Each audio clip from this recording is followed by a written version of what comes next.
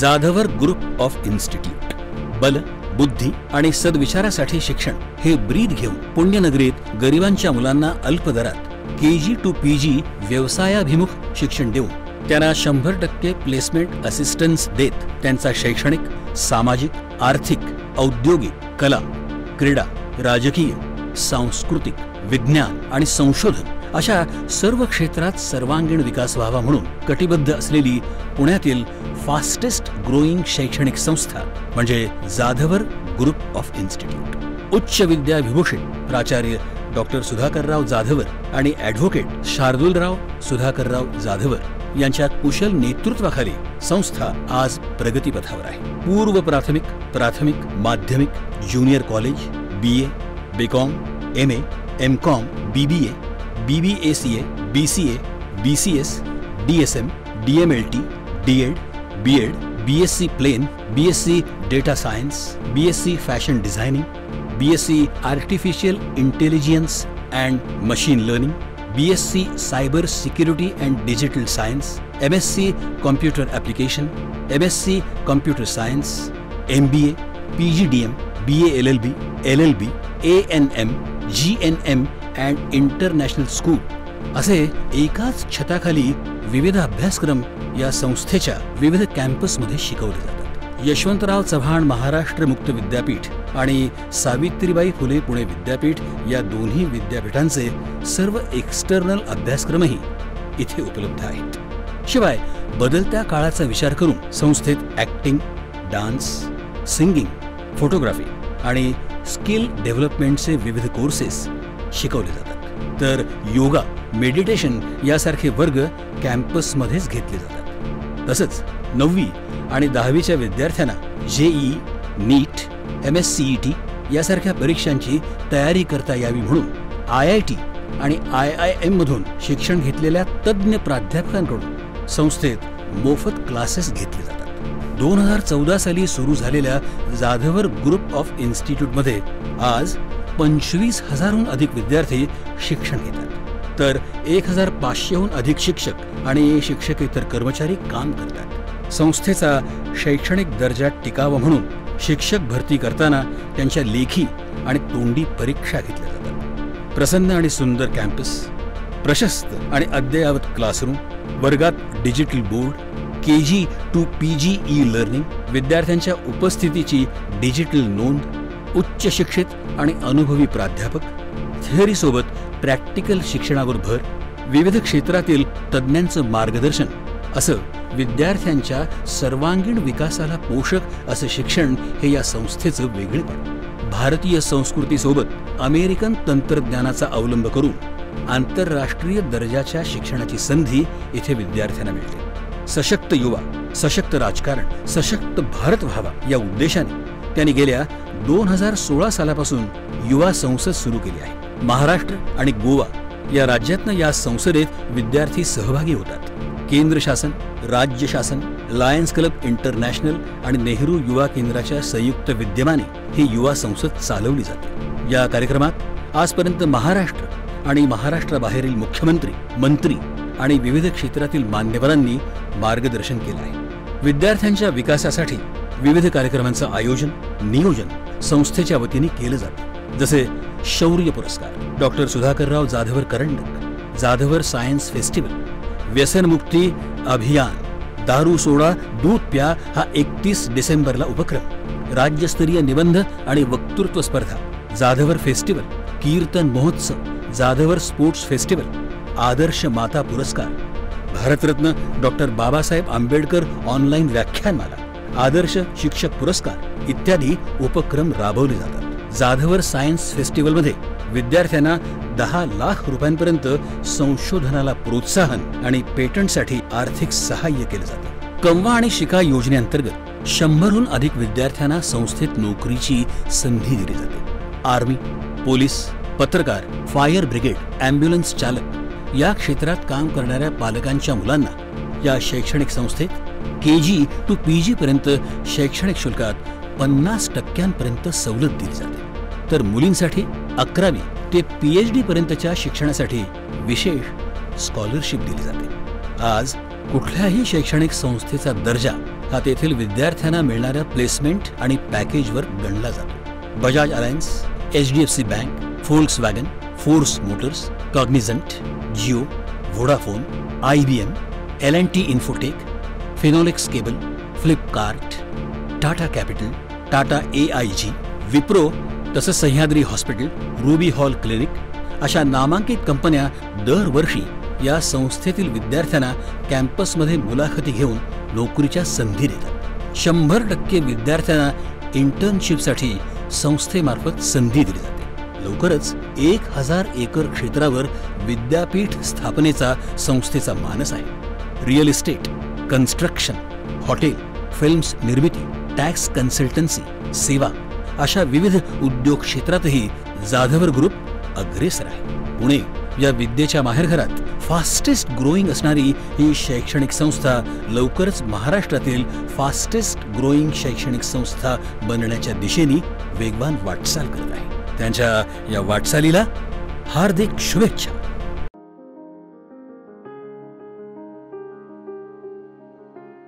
सामाजिक कार्यात सक्रिय सहभाग घेणारे आणि शिक्षणाच्या माध्यमातून परिवर्तनाची चळवळ रुजवण्यावर ठाम विश्वास असणारे सागर सोनकांबळे हे महापुरुषांच्या विचारांचा वारसा जोपासणारे व्यक्तिमत्व आहे।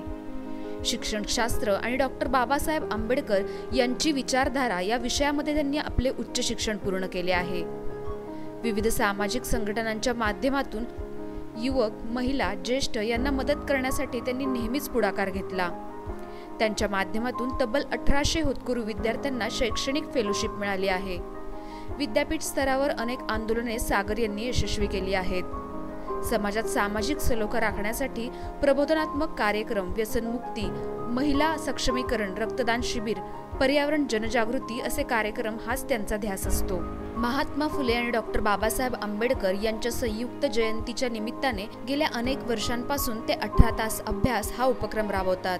त्यांच्या या कार्याची दखल घेत त्यांना अनेक संस्थांनी, संघटनांनी पुरस्कार देऊन सन्मानित केले आहे। शिक्षणाच्या माध्यमातून सामाजिक परिवर्तनाला गती मिळू शकते यावर ठाम विश्वास असणाऱ्या सागर सोनकांबळे यांनी आपल्या व्याख्यानाच्या माध्यमातून तरुणांमध्ये नवा विश्वास जागवला आहे। त्यांच्या या कार्याचा जाधवर ग्रुप ऑफ इन्स्टिट्यूटला अभिमान वाटतो। आपल्या पुढील वाटचालीसाठी इन्स्टिट्यूटच्या वतीने अनेक अनेक शुभेच्छा।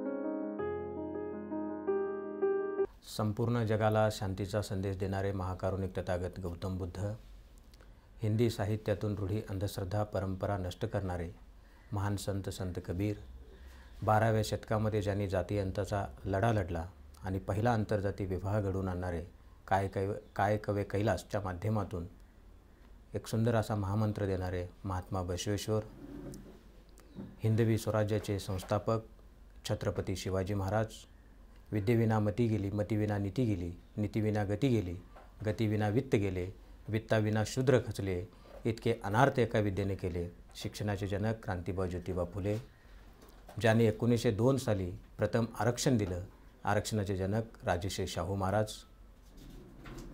ही पृथ्वी शेषनागाच्या मस्तकावर तरली नसून ही पृथ्वी कष्टकऱ्यांच्या, कामगारांच्या तळहातावर तरली आहे असे ठणकावून सांगणारे थोर साहित्यरत्न लोकशाहीर अण्णाभाऊ साठे, आणि ज्यांची जयंती मोठ्या उत्साहाने साजरी केली जाते। भारतीय राज्यघटनेचे शिल्पकार विश्वरत्न डॉक्टर बाबासाहेब आंबेडकर, माता रमाई, माता जिजाई, सावित्रीबाई फुले, संत गाडगे महाराज, सर्वच महापुरुषांना, संतांना नम्र अभिवादन करून, त्यांच्या कार्याला आणि विचाराला अभिवादन करून आज जाधवर इन्स्टिट्यूटने या ठिकाणी मला आमंत्रित केलं, त्याबद्दल त्यांचे शतशः आभारी आहे। आज डॉक्टर बाबासाहेब आंबेडकरांच्या बाबतीमध्ये बोलायचं म्हटलं तर बाबासाहेब आंबेडकर म्हणजे दलित समाजाचे नेते, डॉक्टर बाबासाहेब आंबेडकर म्हटलं की संविधानाचे शिल्पकार, डॉक्टर बाबासाहेब आंबेडकर म्हटलं की बौद्ध धम्माचे, इतक्यापुरतीच बाबासाहेबांची मांडणी आतापर्यंत होताना दिसत आहे. पण त्याच्या पलीकडे बाबासाहेब आंबेडकरांचं कार्य आहे. त्याच्या पलीकडे बाबासाहेब आंबेडकरांनी वेगवेगळ्या विषयामध्ये मल्टिपल स्पेअरमध्ये काम केलेलं आहे. ते काम लोकांपर्यंत पोचलं पाहिजे आणि हे पोचवण्याची जबाबदारी आपल्यासारख्या अभ्यासकावरती, संशोधकावरती, कार्यकर्त्यावरती हे संपूर्ण जबाबदारी आहे. मग खरंच बाबासाहेब आंबेडकर इतक्यापुरतं सीमित होते का? तर मुळीच नाही. तर बाबासाहेब आंबेडकरांनी याच्या पलीकडे जाऊन, बाबासाहेब आंबेडकर एक संरक्षण तज्ज्ञ होते, समाजशास्त्रज्ञ होते, बाबासाहेब आंबेडकर एक भाषातज्ञ होते. डॉक्टर बाबासाहेब आंबेडकर इथल्या ओबीसी समाजासाठी काम केलेलं आहे, इथल्या शेतकरी घटकासाठी काम केलेलं आहे, इथल्या राष्ट्रीय सुरक्षेविषयीचं काम त्यांचं मोठ्या प्रमाणामध्ये आहे. हे काम तळागाळापर्यंत पोचणं हे गरजेचं या ठिकाणी मला या ठिकाणी वाटतं आहे.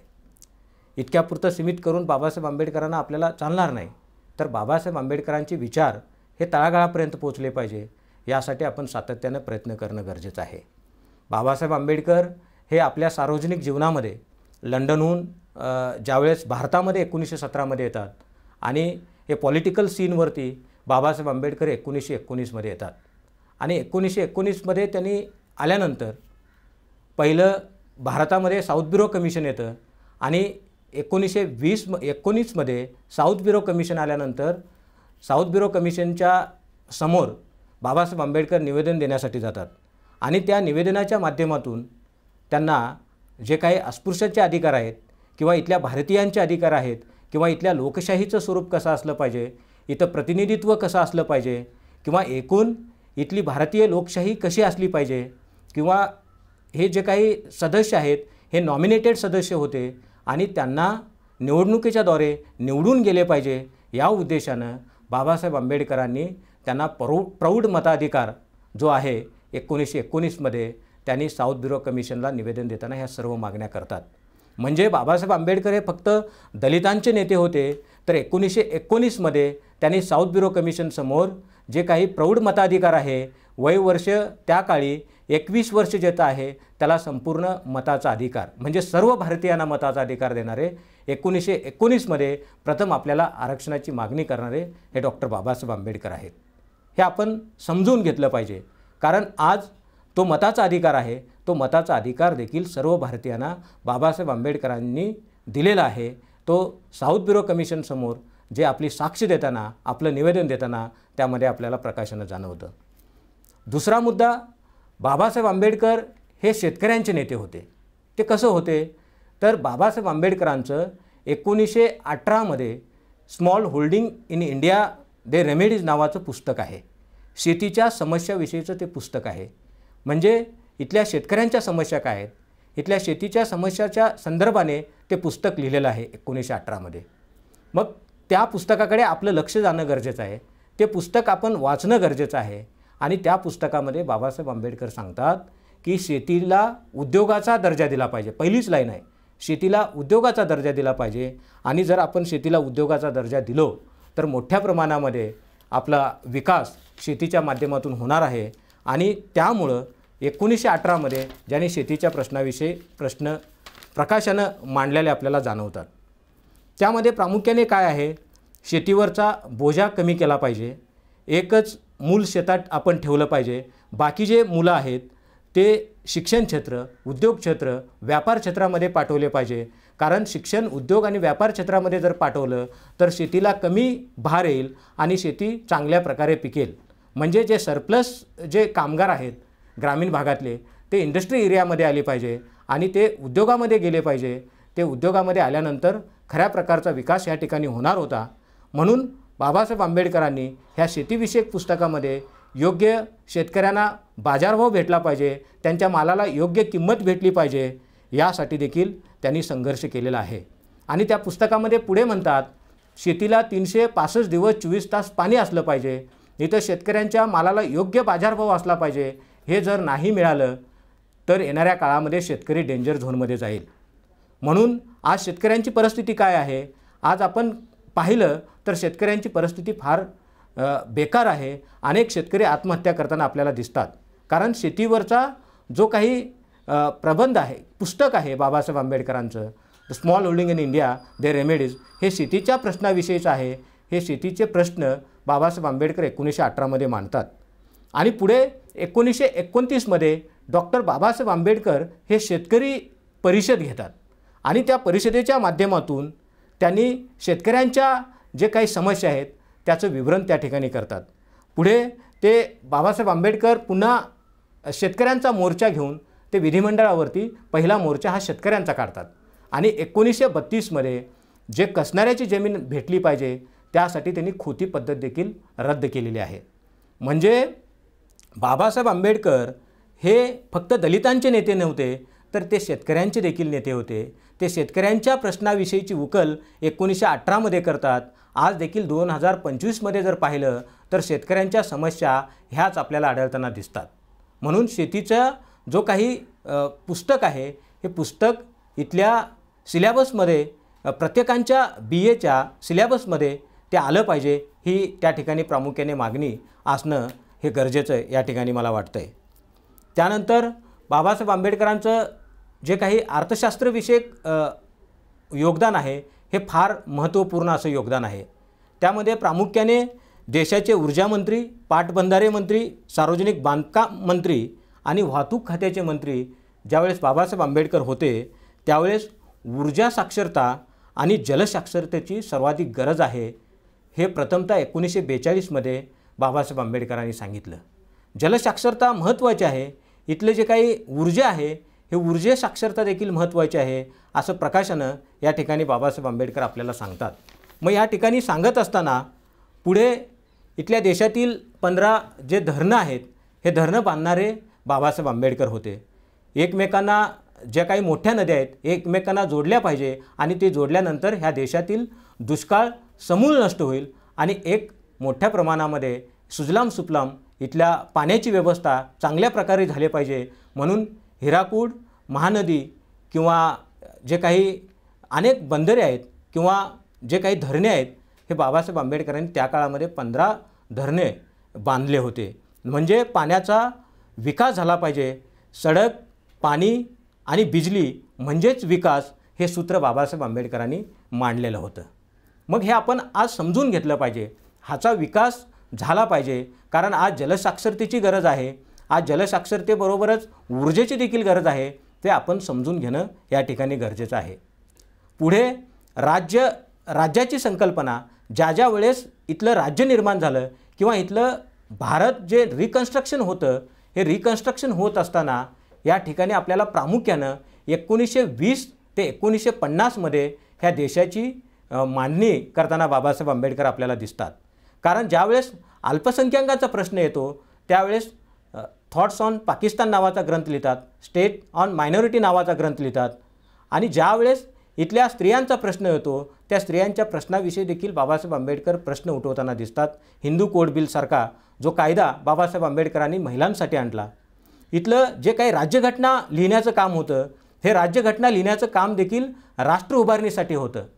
आणि इथले जे काही भारताला स्वातंत्र्य भेटल्यानंतर इथलं जे काही स्टेट ऑर्गनाईज करायचं होतं त्यावेळेस स्टेट ऑर्गनायझेस करण्याचं देखील काम बाबासाहेब आंबेडकरांनी केलेलं आहे.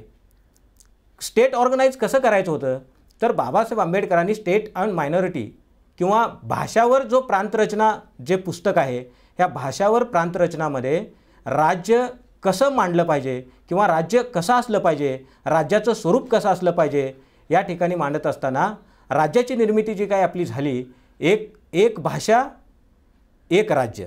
जसं की महाराष्ट्राचं मराठी भाषा बोलणाऱ्याचं आहे हे एक राज्य, कर्नाटक हे कन्नड बोलणाऱ्याचं आहे ते एक राज्य, तमिळ हे तमिळ बोलणाऱ्याचं राज्य आहे हे एक राज्य, अशी मांडणी आलेली होती.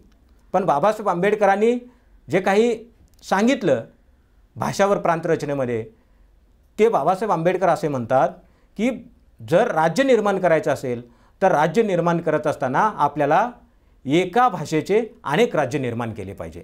कारण एका भाषेचे जर आपण अनेक राज्य निर्माण केलं तर त्यामध्ये भाषेचा एकजिन्सीपणा आला पाहिजे. भाषा तर असलीच पाहिजे, भाषा त्याचा आधार असला पाहिजे, पण भाषेचा आधार असताना त्याच्या एका भाषेचे अनेक राज्य निर्माण झाले पाहिजे. कारण जेणेकरून एका भाषेचे जर अनेक राज्य निर्माण झाले तर प्रांतवाद जो काही भाषेच्या आधारावरती आज भेदभाव केला जातो ते झाला नसता कदाचित त्या काळी बाबासाहेब आंबेडकरांनी सांगितलेलं जे काय हैदराबादमधून तेलंगणा जे आज झालं ते बाबासाहेब आंबेडकरांनी सांगितल्यामुळंच त्या पुस्तकामध्ये त्याचा मॅप आहे कसं राज्य निर्मिती झाली पाहिजे. उत्तर प्रदेशचे 3-4 राज्य झाले असते, मध्य प्रदेशचे 3-4 राज्य झाले असते. त्यामुळं ती मांडणी बाबासाहेब आंबेडकरांनी मांडलेली आहे. म्हणजे एका भाषेचे अनेक राज्य असले पाहिजे, कारण एखादं राज्य बनवत असताना एखादा समाज अल्पसंख्याक होऊ नये याची देखील काळजी घेतली आहे.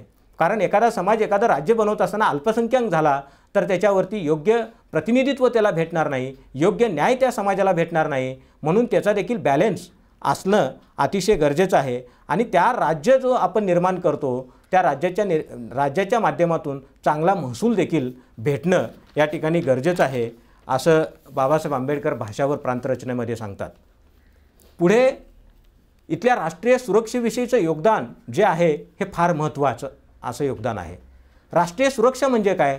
राष्ट्रीय सुरक्षा म्हणजे फक्त शस्त्र किंवा शस्त्रास्त्रे ज्याच्याकडे आहेत तो राष्ट्रीय सुरक्षेच्या बाबतीमध्ये कणखर आहे असं आपण मानलं जातं.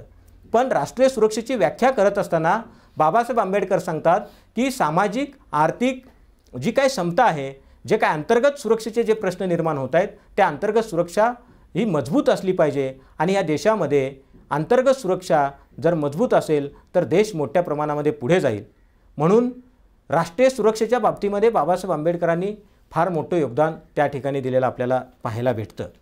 त्यामध्ये प्रामुख्याने ते सांगतात की भारतीय राज्यघटना जी आहे 352, 356 आणि 360 हे जे काही कलम आहेत हे राष्ट्रीय सुरक्षेच्या दृष्टिकोनातून फार महत्त्वाचे असे कलम आहेत. कुठल्याही जर राष्ट्रीय सुरक्षेचा आपल्याला अभ्यास करायचा असेल तर राष्ट्रीय सुरक्षेचा अभ्यास करत असताना ह्या 3 कलमामुळं आज जे काही भारत देश आहे, भारताची अखंडता आणि एकता जी काही टिकून आहे ही भारतीय राज्यघटनेतल्या 352, 356, 360 कलमामुळं आहे. 352 जे कलम आहे भारतीय राज्यघटनेतलं हे 352 कलम हे राष्ट्रीय आणीबाणी आहे, नॅशनल एमर्जन्सी आहे. एखाद्या परकीय राष्ट्राने जर आपल्यावरती आक्रमण केलं किंवा आपल्यावरती आक्रमण केल्यानंतर राष्ट्रपती प्रेसिडेंट त्या ठिकाणी राष्ट्रपती आणीबाणी लागू करतो. 360 जे कलम आहे हे 360 कलम हे आर्थिक आणीबाणीच्या संदर्भाने आहे. जर कोरोनामध्ये आणखीन आपली अर्थव्यवस्था जर ढासळली असती तर कदाचित राष्ट्रीय आर्थिक आणीबाणी या ठिकाणी भारतामध्ये लागू झाली असती. ही जे काही 360 कलम आहे आणि 356 जे कलम आहे ह्या 356 कलमामुळं आज भारत देश जो काही एकसंघ आहे तो 356 कलमामुळं आहे. कारण तुम्ही जर पाहिलं काश्मीर ते अंदमान निकोबारपर्यंत भारत हे एकसंघ आहे, त्याचं कारण हे भारतीय राज्यघटनेतलं 356 कलम आहे. मग त्या 356 कलमामध्ये काय आहे की राज्य आणीबाणी आहे. ही राज्य आणीबाणी कुठल्या प्रकारची आहे? जर एखाद्या आपल्या भारत देशामधून एखादा राष्ट्र एखादी जे काही स्टेट आहे ही वेगळेपणाची भूमिका घेत असेल, एखादा भाग भारतातला वेगळेपणाची भूमिका घेत असेल तर त्यामध्ये 356 कलमानुसार त्यामध्ये राज्यपाल राज्य आणीबाणी ह्या ठिकाणी लागू करू शकतात. म्हणून आज तुम्ही जर पाहिलं तर पंजाबमधून खलिस्तान ही वेगळीपणाची भूमिका मांडत होतं, पण भारतीय राज्यघटनेच्या 356मुळं ते होऊ शकलं नाही. पंजाब आपल्यापासून तुटू शकलं नाही. पंजाब जे एकसंघ आहे त्याचा देखील जबाबदार हे 356 कलमामुळं आहे. आणि जे 7 सिस्टर्स आहेत ह्या 7 सिस्टर्समध्ये देखील आपण नागालँड, मिझोराम हे जर पाहिलं तर ह्या 7 सिस्टर्समध्ये देखील आज वेगळेपणाची भूमिका घेताना हे राज्य आपल्याला दिसतात. पण हे राज्य जर वेगळेपणाची भूमिका घेत असेल तर 356नुसार त्या ठिकाणी देखील राज्य आणीबाणी लागू केली जाते. म्हणून आज भारताची अखंडता आणि एकता ज्यामुळे टिकून आहे ह्या भारतीय राज्यघटनेच्या 356 कलमामुळं आहे. आणि हे राष्ट्रीय सुरक्षेच्या दृष्टिकोनातून आपण अभ्यासणं नवसंशोधकांना ते ग्रामीण भागामध्ये किंवा आपण तळागाळापर्यंत पोहोचवणं या ठिकाणी मला गरजेचं वाटतंय. दुसरा जो एकसंघ राहण्याचं कारण आहे तर त्यामध्ये एक मत, एक मूल्य, एक नागरिकत्व आणि एक न्यायव्यवस्था. म्हणजे एक मत, एक मूल्य, एक नागरिकत्व आणि एक न्यायव्यवस्था, त्याच्यामुळे देखील भारताची अखंडता आणि एकता टिकून आहे. म्हणजे या ठिकाणी कितीही मोठा असेल त्याला देखील एकाच मताचा अधिकार आहे आणि कितीही छोटा असेल त्याला देखील एकाच मताचा अधिकार आहे. म्हणजे one vote one value, single judiciary systems, single citizenships, हे जे काही तत्त्व आहे हे भारतीयांना एकसंघ ठेवण्याचं तत्त्व आहे. त्यामुळं भारत हे एकसंघ या ठिकाणी आहे असं मला या ठिकाणी वाटतं आहे. पुढे राष्ट्रीय सुरक्षेच्या बाबतीमध्ये 2 राजधानीची मागणी बाबासाहेब आंबेडकर आपल्याला करताना दिसतात. कारण 2 राजधानीची जी काही मांडणी बाबासाहेब आंबेडकर करतात त्यावेळेस सामाजिक आणि प्रशासकीय दृष्टिकोनातून हे 2 राजधान्या फार महत्त्वाच्या आहेत. एक म्हणजे मुंबई आणि दुसरी जी आहे ही हैदराबाद राजधानी असली पाहिजे.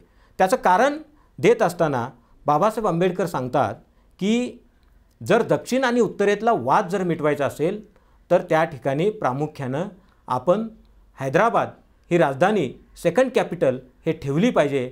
कारण उत्तरेतला माणूस दक्षिणेमध्ये जात असेल तर दक्षिणेतला माणूस उत्तरेकडे येत असेल तर ते अंतर जवळ झालं पाहिजे किंवा जे काही अंतर आहे त्या अंतर जवळ होण्यासाठी त्यांनी सेकंड कॅपिटलची निर्मिती केली आणि जेणेकरून जे काही दक्षिणेतला उत्तरेतला वाद आहे तो मिटेल. म्हणून दक्षिणमध्ये जे काही हैदराबाद राजधानी असली पाहिजे. कारण दक्षिणेतल्या लोकांना दक्षिणेमध्ये जाता येईल, उत्तरेतल्या लोकांना मुंबईमध्ये येता येईल. म्हणून त्यासाठी सामाजिक आणि प्रशासनिक दृष्टिकोनातून सेकंड कॅपिटलची मांडणी देखील बाबासाहेब आंबेडकरांनी केलेली होती.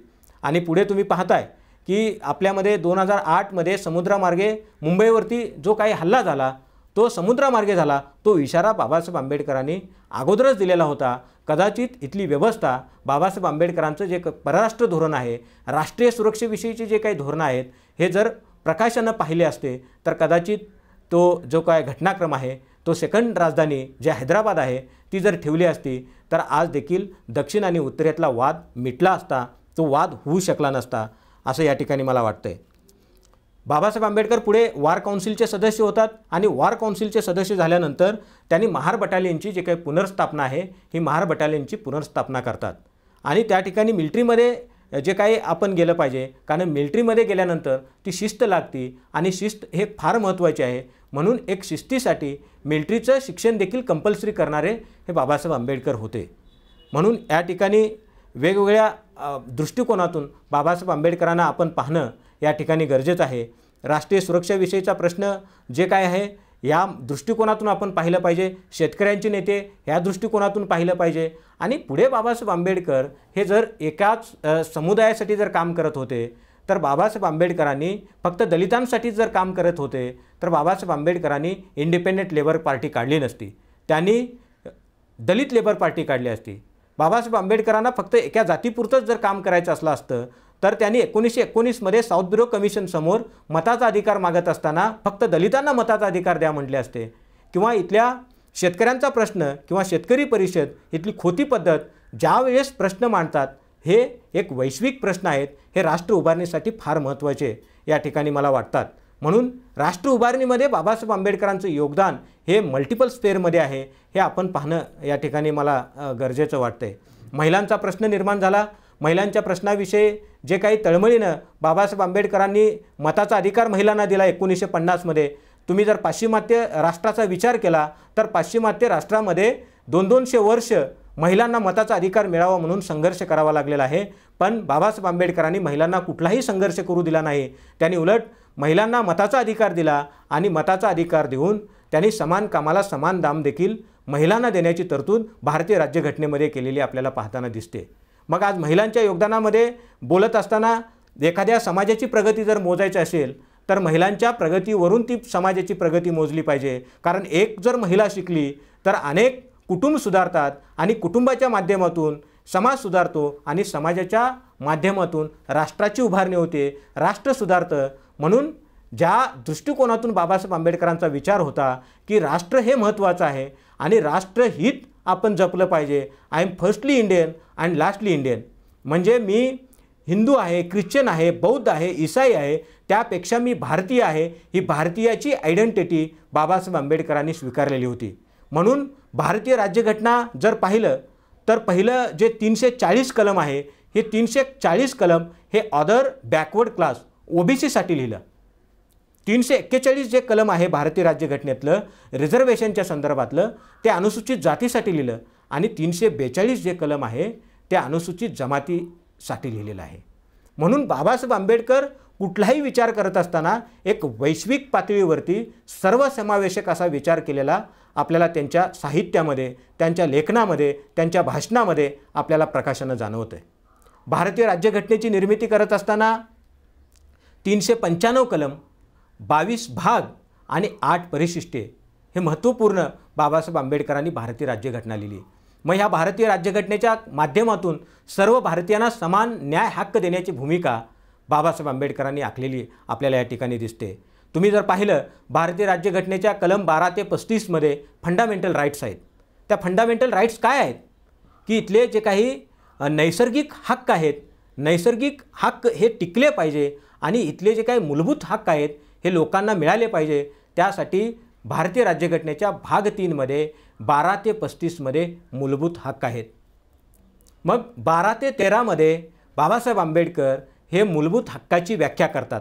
फंडामेंटल राईट्सची 12 आणि 13मध्ये व्याख्या करतात आणि 14 ते 18मध्ये जो काही अधिकार दिलेला आहे तो समतेचा अधिकार आहे. मग समतेचा अधिकार देत असताना समता म्हणजे काय की कायद्यासमोर सर्व व्यक्ती समान असतील. इक्वॅलिटी बिफोर लॉ म्हणजे कायद्यासमोर कोणीही मोठा नाही, कायद्यासमोर हे सर्व समान असतील हे कलम 14 सांगतं. कलम 15 जे आहे हे जात, धर्म, प्रांत, भाषा कोणत्यावरती भेदभाव करता कामा नये, इथल्या लिंगावरती आधारित असा भेदभाव करता कामा नये हे कलम 15. आणि 16 जे आहे हे शिक्षणातलं रिझर्वेशन आहे. 15(4), 16(4) हे नोकरीतलं रिझर्वेशन आहे. आणि ही जी काही तरतूद आहे हे फंडामेंटल राईट्समध्ये आपल्याला पाहायला भेटते आणि हे समतावादी धोरण आहे. कलम 17मध्ये अस्पृश्यता निवारणचा कायदा आहे. कलम 18मध्ये कुठल्याही ज्या काही पदव्या आहेत ह्या पदव्या पारंपरिक पद्धतीनं, ट्रेडिशनल पद्धतीनं ज्या आपल्याला देण्यात आलेल्या आहे ह्या पदव्या सगळ्या रद्द करून जे काही स्वकर्तृत्वाने मिळवलेल्या पदव्या आहेत, पद्मभूषण आहे, महाराष्ट्र भूषण आहे, भारतरत्न आहे, पद्मविभूषण आहे, ह्या ज्या काही पदव्या आहेत ह्या पदव्या टिकतील.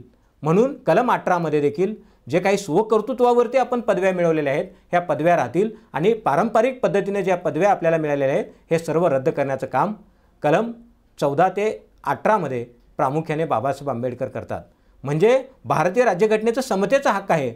आपण समता प्रस्थापित केली पाहिजे, न्याय प्रस्थापित केला पाहिजे, सर्वांना समान मानलं पाहिजे. सर्वांचा जो काही निकष आहे तो निकष आपण पार करत असताना सर्वांना एकसंघ ठेवण्याची भूमिका आपली असली पाहिजे. म्हणून कलम 14 ते 18मध्ये समतेचा हक्क आहे. कलम 19 ते 22मध्ये स्वातंत्र्याचा हक्क आहे. मग 19मध्ये काय आहे? फ्रीडम ऑफ एक्सप्रेशन, जे काय आपण आज बोलतोय म्हणजे अभिव्यक्ती स्वातंत्र्य. आणि जे आपण बोलत असताना जे बोलण्याचा अधिकार दिला तो बोलण्याचा अधिकार देखील कलम 19नुसार आहे. म्हणजे जे काही बोलण्याचा अधिकार आहे तो बोलण्याचा अधिकार त्या कलम 19नुसार भेटलेला आहे. त्यामध्ये प्रामुख्याने संस्था स्थापन करण्याचा अधिकार आहे, संघटन निर्माण करण्याचा अधिकार आहे, इथल्या ज्या काही दुसऱ्या राज्यामध्ये जाऊन व्यापार करण्याचा अधिकार आहे, संचार स्वातंत्र्य आहे. हे सर्व काही अधिकार आहेत हे कलम 19 ते 21मध्ये आहेत. 21मध्ये सांगितलेलं आहे की इथल्या जे काही भारतीयांची जबाबदारी आहे, इथलं स्वच्छ हवामान असलं पाहिजे, स्वच्छ पाणी असलं पाहिजे, हे सर्वांना समान भेटलं पाहिजे, ही देखील कलम 21मध्ये आहे. कलम 21(अ) मध्ये जो फंडामेंटल राईट्स आहे, राईट टू एज्युकेशन आहे, तो राईट्स ऑफ एज्युकेशनचा देखील राईट्स आपल्याला संविधानाच्या माध्यमातून फंडामेंटल राईट्स आहे. वयवर्ष 6 ते 14व्या गटापर्यंत सर्वांना फ्री आणि कंपल्सरी शिक्षणाची तरतूद ह्या भारतीय संविधानाच्या कलम 21(अ) मध्ये करण्यात आलेली आहे. कलम 23 ते 24मध्ये जे काही सांगितलेलं आहे हे शोषणविरुद्धचा हक्क आहे. शोषणविरुद्धचा हक्क म्हणजे काय? कारण एखाद्या ठिकाणी बालकामगार कुठेही काम करणार नाही आणि बालकामगारावरती बंदी असली पाहिजे, हे शोषणविरुद्धच्या हक्कामध्ये आहे. कलम 24मध्ये वेठबिगारीच बंदी आहे, कारण इथं कुठल्याही कामगाराचं शोषण होणार नाही. कामगारांना समान कामाला समान दाम भेटलं पाहिजे आणि 8 तासापेक्षा जास्त काम लावता कामा नये. जर लावलं तर ते शोषण आहे. म्हणून शोषणविरुद्धचा हक्क जो आहे तो शोषणविरुद्धचा हक्क कलम 23 ते 24मध्ये आहे. कलम 25 ते 28मध्ये तुम्ही पाहताय धार्मिक स्वातंत्र्याचा हक्क आहे. आज देशामध्ये सर्रासपणे धर्माच्या नावावरती, जातीच्या नावावरती भेदभाव केला जातो. माझा धर्म श्रेष्ठ आहे, माझ्या धर्माचं तत्त्वज्ञान तुम्ही फॉलो केलं पाहिजे, ही भूमिका आपण आज देशामध्ये पाहतोय. पण भारतीय संविधान काय सांगतं आहे की 25 ते 28मध्ये क्लिअर कट सांगितलेलं आहे की ह्या देशाचा, ह्या राज्याचा कुठलाही धर्म असणार नाही. हे जो काही देश आहे हा देश धर्मनिरपेक्ष असला पाहिजे. धर्मनिरपेक्ष असणार, धर्मनिरपेक्ष म्हणजे काय, तर इथं कुठलाही धर्माचा राज्यामध्ये हस्तक्षेप असणार नाही. आपल्या सार्वजनिक जीवनामध्ये त्याचा हस्तक्षेप असला पाहिजे. तो आपल्या घराच्या चौकटीच्या आत आपल्या धर्माचा पालनपोषण करण्याचे अधिकार आपल्याला असले पाहिजे. आपण बाहेर आल्यानंतर आपण सर्व धर्माचा मान राखला पाहिजे. सर्व धर्म हे समान आहेत आणि धर्म आपण समान मानलं पाहिजे. कुठलाही धर्म उच्च किंवा नीच नसतो. सर्व धर्म समान असतात आणि आपल्या धर्माचा ज्यावेळेस आपण प्रसार करतो त्यावेळेस आपण दुसऱ्या धर्मावरती देखील टीका करू नये. कारण भारतीय राज्यघटना हे सर्वांना धार्मिक स्वातंत्र्य दिलेलं आहे आणि ते धार्मिक स्वातंत्र्य देत असताना आपण गुण्यागोविंदाने आपण एक भारतीय नागरिक आहोत. आपली भारतीय एक आयडेंटिटी आहे. म्हणून आपण जाती धर्माच्या, प्रांताच्या, भाषेच्या पलीकडे जाऊन आपण एकसंघ राहिलं पाहिजे. आपल्या राष्ट्राचा विकास करण्यासाठी आपण झगडलं पाहिजे. राष्ट्र हे प्रथम आहे आणि भारतीय ही आपली आयडेंटिटी आहे, हे आपण पुढे घेऊन गेलं पाहिजे. धर्माच्या जातीच्या नावावरती आपण जर भांडत बसलो तर धर्मनिरपेक्षचं जे तत्त्व आहे हे धर्मनिरपेक्ष तत्त्व टिकणार नाही आणि विनाकारण देशामध्ये दुफळी माजेल. त्यामुळं आपण एकसंघ असलं पाहिजे. आपल्या धर्माचा प्रसार करत असताना दुसऱ्या धर्मावरती टीका करू नये. आपला धर्म ही आपला धर्माचं आपण तत्त्वज्ञान आपण मांडलं पाहिजे. पण तो मांडत असताना आपण विस्तृतपणे आपल्या धर्माच्या अंगेलने आपण आपल्या घराच्या चौकटीच्या आत मांडलं पाहिजे. बाहेर आल्यानंतर आपली भारतीय आयडेंटिटी असली पाहिजे असं मला या ठिकाणी 25 ते 28मध्ये बाबासाहेब आंबेडकर सांगतात. कलम 29 ते 30मध्ये मायनॉरिटीचे अधिकार आहेत. मायनॉरिटी आहेत 6 आणि त्या 6 मायनॉरिटीला इथल्या संस्था स्थापन करण्याचा अधिकार आहे. इथलं ॲडमिनिस्ट्रेशन स्थापन करण्याचा अधिकार आहे आणि इथल्या मायनॉरिटींना मोठ्या प्रमाणामध्ये अधिकार जे मिळतात ते मिळाले पाहिजे. त्यासाठी कलम 29 ते 30मध्ये मायनॉरिटीचे जे काय अधिकार आहेत हे मायनॉरिटीच्या अधिकारासंदर्भामध्ये आपण पाहतो. कलम 32 ते 35मध्ये घटनात्मक उपाययोजनेचा हक्क आहे. कलम 14मध्ये जे समतेच्या हक्कावरती, स्वातंत्र्याच्या हक्कावरती, शोषणविरुद्धच्या हक्कावरती, फंडामेंटल जो राईट्स आहे, धार्मिक स्वातंत्र्याचा अधिकार आहे किंवा अल्पसंख्याकांचा अधिकार आहे, त्या अधिकाराचं कोणी हनन करत असेल तर घटनात्मक उपाययोजनेच्या माध्यमातून आपण सर्वोच्च न्यायालयामध्ये दाद मागू शकतो. कारण इथल्या कुठल्याही भारतीयांचे नैसर्गिक अधिकार कोणी हिरावून घेणार नाही आणि ते अधिकार टिकले पाहिजे. आणि अधिकाराची अंमलबजावणी करत असताना आपल्याला अधिकाराबरोबर कर्तव्याची देखील जाण असणं या ठिकाणी गरजेचं आहे. आपल्याला अधिकार दिले पण अधिकार देत असताना कर्तव्य देखील आपण विसरता कामा नये. मग कर्तव्य काय आहेत, तर कर्तव्य त्या ठिकाणी प्रामुख्याने आपण मोठ्या गुरुजनांचा सन्मान राखला पाहिजे, महापुरुषांचा सन्मान राखला पाहिजे, आपण वैज्ञानिक दृष्टिकोन बाळगला पाहिजे, कुठलीही गोष्ट तर्काच्या आधारावरती आपण मान्य केली पाहिजे, आपण सर्व धर्मांना समान लेखलं पाहिजे, आपण कुठल्याही गोष्टीचा विचार करत असताना एक रॅशनल बुद्धिमत्ता आपण त्या ठिकाणी वापरली पाहिजे, जेणेकरून आपला जो काही वैज्ञानिक दृष्टिकोन आहे, जो काही रॅशनल जो विचार आहे, तो विचार आपण मांडत असताना आपल्याला कर्तव्याची देखील जाण असणं गरजेचं आहे, कर्तव्य देखील आपण पाळणं गरजेचं आहे. हे जे काही भारतीय राज्यघटनेचे मूलभूत कर्तव्य आहेत, कलम 51 मध्ये जो फंडामेंटल ड्युटीज आहे, राष्ट्रगीताचा सन्मान राखला पाहिजे, राष्ट्रपुरुषाचा सन्मान राखला पाहिजे, संविधानाचा सन्मान राखला पाहिजे. या ठिकाणी ज्या ज्या व्यक्तीनं भारत देशासाठी कॉन्ट्रिब्युशन दिलेलं आहे त्यांचा देखील सन्मान राखणं हे आपलं मूलभूत कर्तव्य आहे, हे आपण मांडलं पाहिजे. आणि आपण बोलत असताना बोलण्याचा अधिकार दिला पण काही बोलून चालणार नाही, हे तर्काच्या कसोटीवरती टिकलं पाहिजे. इथल्या कुणाच्या भावना दुखवता कामा नये याची देखील काळजी आपण घेतली पाहिजे. म्हणून फंडामेंटल ड्युटीज जे आहेत, ह्या फंडामेंटल ड्युटीज जे काही मूलभूत कर्तव्य आहेत हे देखील महत्त्वाचे आहेत.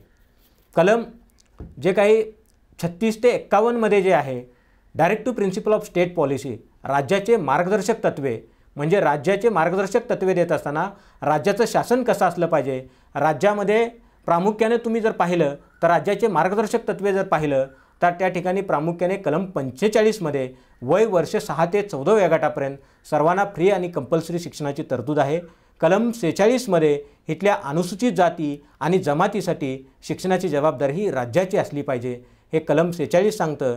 कलम 48 क सांगतं की इथलं इन्व्हायरमेंट टिकलं पाहिजे, इथले झाडं तोडता कामा नये, इथलं इन्व्हायरमेंट जर टिकलं, इन्व्हायरमेंट प्रोटेक्शन आपण दिलं पाहिजे, हे भारतीय राज्यघटनेच्या डायरेक्टिव्ह प्रिन्सिपल ऑफ स्टेट पॉलिसीमध्ये सांगतात. समान कामाला समान दाम हे देखील डायरेक्टिव्ह प्रिन्सिपल ऑफ स्टेट पॉलिसीमध्ये आहे. किंवा कॉमन सिव्हिल कोड जे समान नागरिक कायदा आहे तो कलम 44मध्ये बाबासाहेब आंबेडकर देतात, हे देखील पाहणं डायरेक्टिव्ह प्रिन्सिपल ऑफ स्टेट पॉलिसीमध्ये अतिशय गरजेचं ह्या ठिकाणी मला वाटतंय. म्हणून भारतीय राज्यघटना जर आपण पाहिली तर भारतीय राज्यघटना आपण जे काही प्रेॲम्बल आहे ह्या प्रेॲम्बलच्या माध्यमातून समता, स्वतंत्रता, बंधुभाव, न्याय हे जे काही तत्त्व आहेत हे तत्त्व समाजामध्ये गेले पाहिजे आणि समाजामध्ये प्रत्यक्षामध्ये कृतीमध्ये आले पाहिजे. यासाठी भारतीय संविधानाची जी काही प्रास्ताविका आहे त्यामध्ये सांगितलेलं आहे की भारत हा समाजवादी राष्ट्र असेल, धर्मनिरपेक्ष राष्ट्र असेल, मग सार्वभौम राष्ट्र असेल, प्रजासत्ताक असेल. मग नेमकं आपण ज्यावेळेस समाजवाद म्हणजे काय किंवा त्याच्या संकल्पना काय, धर्मनिरपेक्ष म्हणजे काय किंवा प्रजासत्ताक म्हणजे काय हे देखील पाहणं गरजेचं आहे. त्या ठिकाणी आपण प्रामुख्याने जर पाहिलं तर प्रजासत्ताक म्हणजे काय किंवा समाजवाद म्हणजे काय. समाजवाद म्हणजे एकाच व्यक्तीनं 10 पावलं पुढे जाण्यापेक्षा 10 जणांनी मिळून एक पाऊल पुढे जाणं म्हणजे समाजवाद. म्हणजे एकल्याचीच माडी, एकल्याचीच गाडी चालणार नाही. समान पातळीवरती आली पाहिजे, सर्वांनी समान पातळीवरून संघर्ष केला पाहिजे आणि सर्वांना समान धोरणामध्ये आणलं पाहिजे. आपण सर्वांनी मिळून विकास केला पाहिजे, हे समाजवाद आपल्याला सांगतं. धर्मनिरपेक्ष म्हणजे काय. धर्मनिरपेक्ष म्हणजे आपण धर्मनिरपेक्ष आहोत, आपल्यापेक्षा आपण कुठल्याही धर्माचा प्रचार प्रसार करत असताना आपण सर्व समभाव आहोत. आपला सर्वांचा एकच अधिकार आहे, तो म्हणजे आपली शांतता आणि एकता ह्या देशासाठी टिकली पाहिजे. यासाठी आपण प्रयत्न करणं या ठिकाणी मला गरजेचं वाटतं आहे. म्हणून लोकशाहीच्या बाबतीमध्ये लोकांसाठी लोकांमार्फत चालवलेली शासन व्यवस्था म्हणजे लोकशाही, हे अब्राहम लिंकनची व्याख्या आहे. पण बाबासाहेब आंबेडकरांनी लोकशाहीच्या बाबतीमध्ये प्रश्न मांडत असताना म्हणतात की लोकशाही जर आपल्याला प्रस्थापित करायची असेल तर रक्तविहीत क्रांती आपण केली पाहिजे. रक्ताचा एक थेंबही न गाळता आपण सामाजिक, आर्थिक आणि राजकीय परिवर्तन केलं पाहिजे. आणि ह्या माध्यमातून आपण लोकशाहीच्या बाबतीमध्ये पाहत असताना बाबासाहेब आंबेडकरांचं मत, ज्या BBC न्यूजला बाबासाहेब आंबेडकर इंटरव्ह्यू देतात, मुलाखत देतात एलन ट्रॉलीला, त्या ठिकाणी त्या मुलाखतीमध्ये BBCशी बोलताना बाबासाहेब आंबेडकर सांगतात, जोपर्यंत इथल्या समाजातील जाती व्यवस्था ही जी काही मानसिकता आहे, धार्मिक व्यवस्था जी मानसिकता आहे, ही मानसिकता जोपर्यंत लोकांमधून जात नाही तोपर्यंत या ठिकाणी लोकशाही चांगल्या प्रकारे वागणार नाही किंवा त्या ठिकाणी लोकशाहीचं तत्त्व चांगल्या ठिकाणी रुजणार नाही. आपण जोपर्यंत सामाजिक समता, स्वतंत्रता, बंधुभाव, न्यायाच्या आधारावरती लोकशाही चांगल्या प्रकारे आपण उभा करू शकतो. पण आज दुर्दैवानं जे काही आहे, सामाजिक जे काही लोकशाही आहे किंवा आर्थिक लोकशाही आहे, हे आर्थिक लोकशाही आणि सामाजिक लोकशाही प्रस्थापित करण्यासाठी आपल्याला कष्ट घ्यावे लागणार आहेत. म्हणून रिझर्वेशनच्या बाबतीमध्ये बाबासाहेब आंबेडकरांची भूमिका तीच होती की जे काही रिझर्वेशन आहे हे रिझर्वेशन जातीच्या आधारावरती रिझर्वेशन नाही दिलं पाहिजे. हे रिझर्वेशन देत असताना इथलं जो काही समाज जो सामाजिकदृष्ट्या आणि शैक्षणिकदृष्ट्या मागास आहे त्याला रिझर्वेशनची पॉलिसी देखील बाबासाहेब आंबेडकरांनी घटनेमध्ये आणलेली आहे. म्हणून आपण ज्याही महापुरुषांचा विचार करतो, महात्मा फुलेंचा ज्यावेळेस आपण विचार करतो, महात्मा फुलेंनी शिक्षणाची जी काही गंगा आहे ही शिक्षणाची गंगा या पुण्यामध्ये निर्माण केली आणि पुण्यामध्ये 1948मध्ये महात्मा फुलेंनी जे काही शिक्षण आणलं आणि त्या शिक्षणाच्या माध्यमातून त्यांनी सांगितलं, विद्येविना मती गेली, मतीविना नीती गेली, नीतीविना गती गेली, गतीविना वित्त गेले, वित्ताविना शूद्र खचले, इतके अनार्थ एका विद्येने केले. म्हणजे शिक्षण हे महत्त्वाचं आहे हे महात्मा फुलेंनी समजावून सांगितलं. राजर्षी शाहू महाराजांनी 1902मध्ये आपल्या संस्थानामध्ये रिझर्वेशन प्रथमतः दिलं आणि तिथं सगळ्यांना शिक्षण देण्याची तरतूद, फ्री आणि कंपल्सरी शिक्षण देण्याची तरतूद शाहू महाराजांनी केली. म्हणजे ह्या ज्या काही महापुरुष आहेत हे महापुरुष फक्त एका जातीचे नसतात, तर महापुरुष इथल्या समग्र भारतीयांसाठी त्यांचं योगदान आहे आणि ते योगदान आपण समजून सांगितलं पाहिजे. आपण जे योगदान आहे हे समजून घेतलं पाहिजे. कारण महापुरुषांची जे काही विचारधारा आहे ही महापुरुषांची विचारधारा बाबासाहेब आंबेडकर संविधानामध्ये प्रत्यक्षामध्ये उतरताना आपल्याला दिसतात. कारण राजश्री शाहू महाराजांचं तुम्ही धोरण जर पाहिलं, रिझर्वेशनची पॉलिसी जर पाहिली किंवा शिक्षणाची पॉलिसी झाली, वसतिगृहाची निर्मिती असो किंवा महात्मा फुलेंनी जे शिक्षण निर्माण केलं किंवा शिक्षणाचं जे काही अंमलबजावणी सर्वांना भेटलं पाहिजे यासाठी जे काही खास्ता त्यांनी केलेल्या होत्या त्या सर्व भारतीय राज्यघटनेमध्ये बाबासाहेब आंबेडकर आणतात. म्हणून आपण महापुरुषांना एका जातीपुरतं सीमित न करता वेगळ्या अँगलनं सगळं महापुरुषांना पाहिलं पाहिजे. मल्टिपल स्पेअरमध्ये त्यांचं काम आपण पाहिलं पाहिजे आणि येणाऱ्या काळामध्ये महापुरुषांची जी काही विचारधारा आहे ही महापुरुषांची विचारधारा समता, स्वातंत्र्यता, बंधुभाव, न्याय या ठिकाणी वाढीस आला पाहिजे. लोकशाहीचं तत्त्व वाढीस आलं पाहिजे. या ठिकाणी सर्वांनी गुण्यागोविंदानं वागलं पाहिजे. कुठल्याही आधारावरती आपण भेदभाव करता कामा नये. आपण सर्व व्यक्ती समान आहोत, आपण माणूस आहोत आणि माणसासारखी सर्वांना वागणूक भेटली पाहिजे. आणि इथं या ठिकाणी मानवतावाद हा उत्कृष्ट झाला पाहिजे आणि मानवतावादाच्या क्रांतीमधून आपण वेगळ्या दिशेनं मार्गक्रमण करूयात. आणि येणाऱ्या काळामध्ये फुले शाहू आंबेडकरांना, छत्रपती शिवाजी महाराजांना जे काही अभिप्रेत होतं हे अभिप्रेत सामाजिक क्रांती आपण येणाऱ्या काळामध्ये करूयात. आणि या ठिकाणी हे करत असताना पुनश्च एकदा मी सर्वांना सांगू इच्छितो की महापुरुषांना एका जातीमध्ये बंदिस्त करू नका. वेगवेगळ्या दृष्टिकोनातून महापुरुषांचे जे काही अपरिचित पैलू आहेत हे समाजासमोर आणण्याची भूमिका आपली सर्वांची असायला पाहिजे. इतकंच या ठिकाणी बोलतो आणि जाधववार इन्स्टिट्यूटने मला आमंत्रित केलं त्याबद्दल त्यांचं शतशः ऋणी आहे. आणि या ठिकाणी मला बोलण्याची संधी दिली, माझा मान सन्मान केला त्याबद्दल जाधववार इन्स्टिट्यूटचे विशेष असे आभार मानतो आणि या ठिकाणी थांबतो. नमस्कार.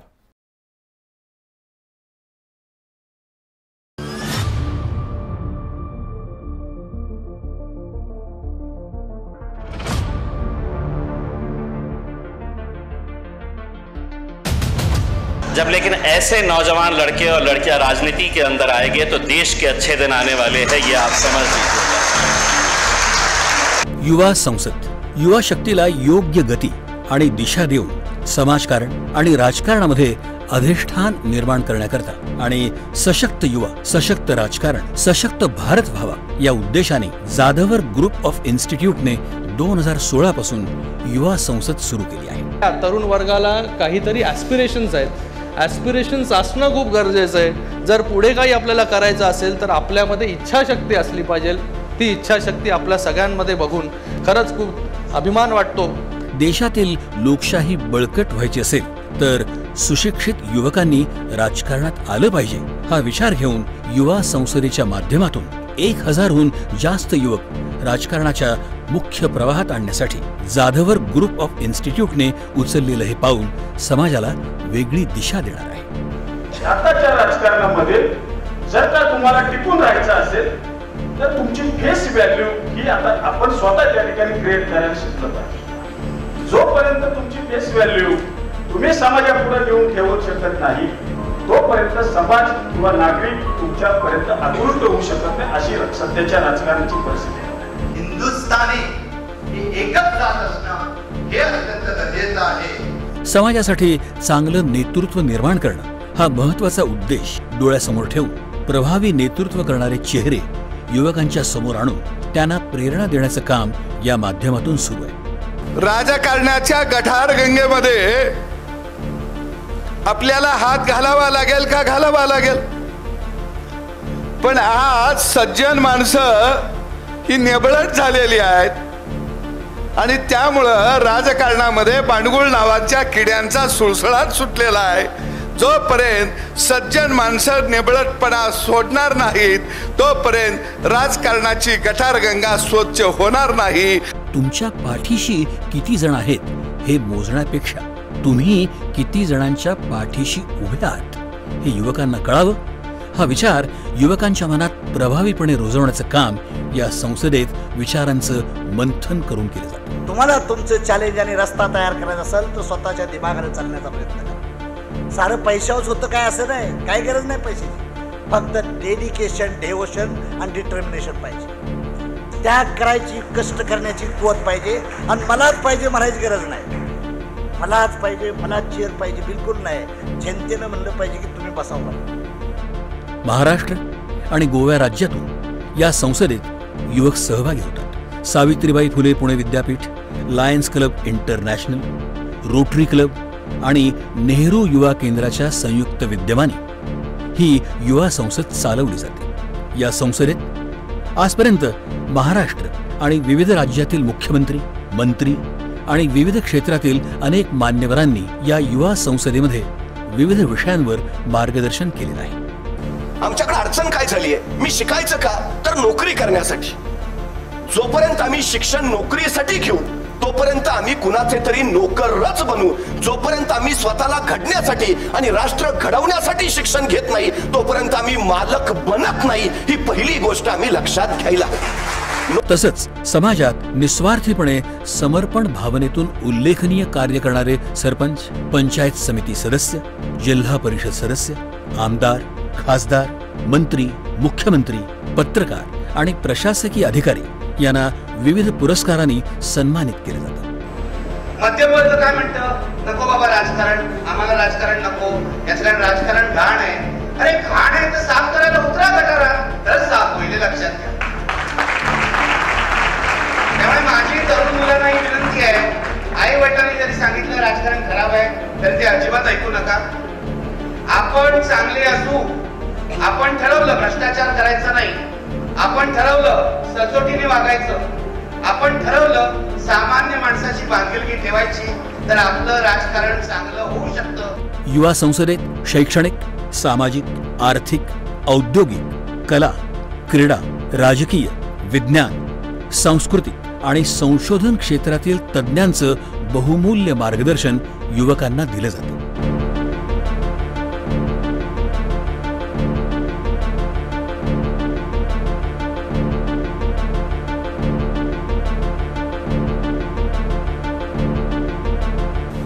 मला माहित आहे की इथं जे देशाचे भावी नागरिक आहेत त्यामधूनच कोणी आमदार बनेल, कोणी खासदार बनेल, कोणी जिल्हा परिषद सदस्य बनेल। मग असं सांगितलं शार्दूल आपले पाटीलने की एक मुलगी याच्यातले एक जिल्हा परिषद सदस्य झाले।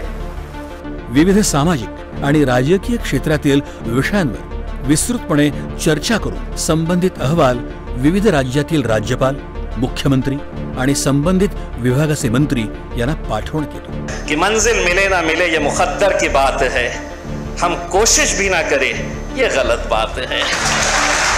उच्च विद्या विभूषित संस्थापक अध्यक्ष प्राचार्य डॉक्टर सुधाकरराव जाधवर आणि उपाध्यक्ष ॲडव्होकेट शार्दूलराव सुधाकरराव जाधवर यांच्या कुशल नेतृत्वाखाली या संस्थेने राबवलेला युवा संसद हा अभिनव उपक्रम जगात सर्वात मोठा असलेल्या आपल्या देशातील लोकशाही बळकटीकरणाला नक्कीच हातभार लावेल असा विश्वास वाटतो। 40 वर्ष माणसांमध्ये काम केल्यामुळे डोळे माझे खूप शार्प आहेत, कानी माझे खूप शार्प आहेत, ते पटकन विश्लेषण करतात। त्याच वेळेला मला जाणवलं की खूप गट्स असणारा मुलगा आहे,